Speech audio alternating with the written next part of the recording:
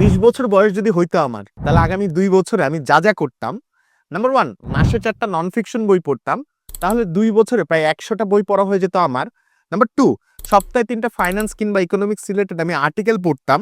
সেগুলো আমি Forbes, entrepreneur কিংবা ইনভেস্টোপিডিয়া থেকে ডাউনলোড করে বা প্রিন্ট করে পড়তাম।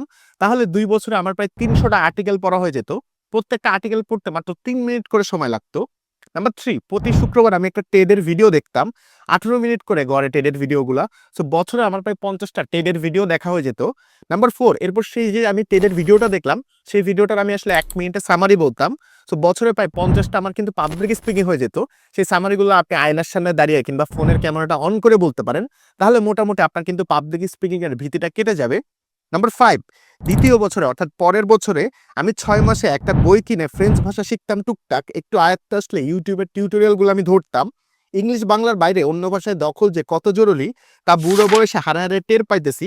অনেক বন্ধুই ফ্রেঞ্চ, স্প্যানিশ ভাষা জানার জন্য অন্যান্য অভিজ্ঞতার পাশাপাশি মাসে ইউএনএ জব করে 10 থেকে 12,000 ডলারের মতো বেতনে চাকরি করতেছে।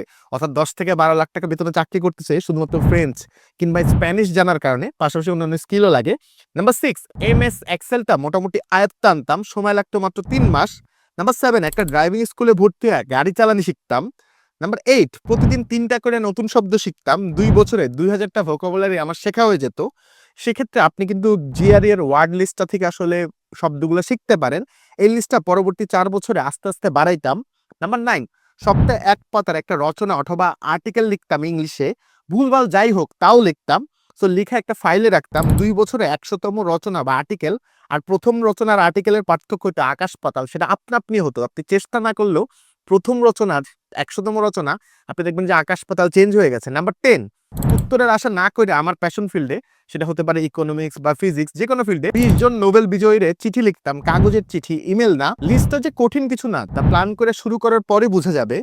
আমরা অনেক সময় নষ্ট করি, সেটার অর্ধেকটা যদি আমরা কাজে লাগাই তাহলেই কিন্তু এই কাজগুলো হয়ে যাবে। 2 বছর মাত্র। A new me, a kick ass smart boss me, life is awesome, build, love and enjoy it. So যারা আসলে 20 বছর বয়সে আছেন তারা কিন্তু চাইলে এই কাজগুলো করা শুরু করতে পারেন। সো এই কথাগুলো আমি বলছিলাম সাব্বির হাসানের লেখা ভাইরা পড়ে চমৎকার বই থেকে। সো হ্যাঁ, এখন আপনি বুঝতেই পারছেন আপনার কি করতে হবে। আর আপনি যদি এই বইটা থেকে আরো আলাপ শুনতে চান সেটা কিন্তু আপনি কমেন্টে জানাতে পারেন।